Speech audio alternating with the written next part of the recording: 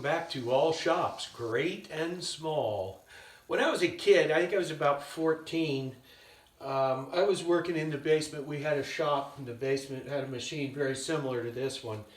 And I was using an end mill like this, and when you put the speed where it should be, you had to use back gear, it's called, and I didn't reverse the motor, and I wrecked this brand new bit. I went upstairs to my father. It was a Sunday afternoon, and hey Pop, I ran this backwards, and oh, I told you about that. No problem, we'll go down and see my friend. We went down to this gentleman's place. He was just as nice as could be on the Golden Strip, and he set a machine like this up, and he ground it, ground all of the edges. And then he manually, he took the bit, and he had a narrow wheel, and he manually just held it and went around and ground the relief on all these points.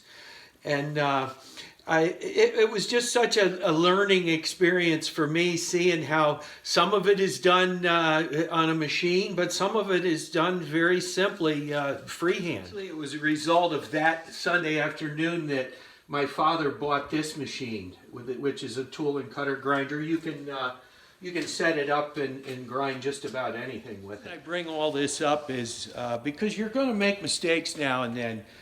This is a bit that a Forstner type bit, that I hit a screw with it, and it really wrecked the edges.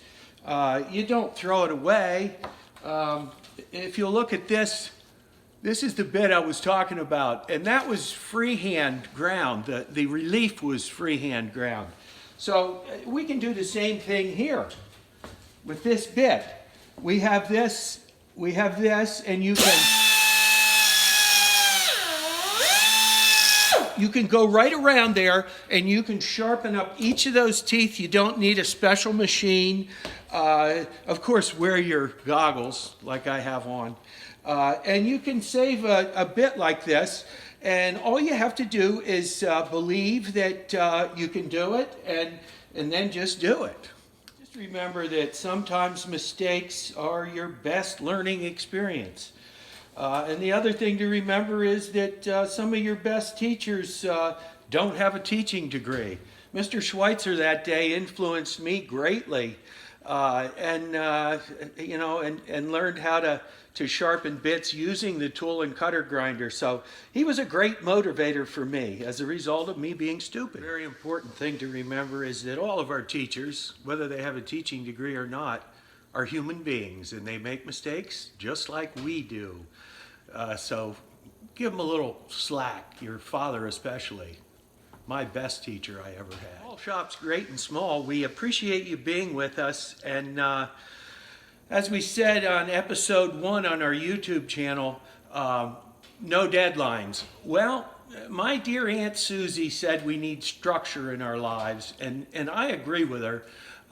So I am going to give myself some self-imposed deadlines, and we're going to do something that I'm not an expert at, but I know more about it than most anything else, and that's vans. Over the next couple episodes, we're going to convert this window van into the multi-purpose traveling van that I think that it can be. Talk about why a window van makes a lot of sense for some people, depending what you're going to do with it. But starting out with a window van is the easiest, quickest way to get a functional van, all things considered. So once again, from All Shops, Great and Small, we look forward to seeing you over the next several episodes as we make this van into the ultimate traveling van.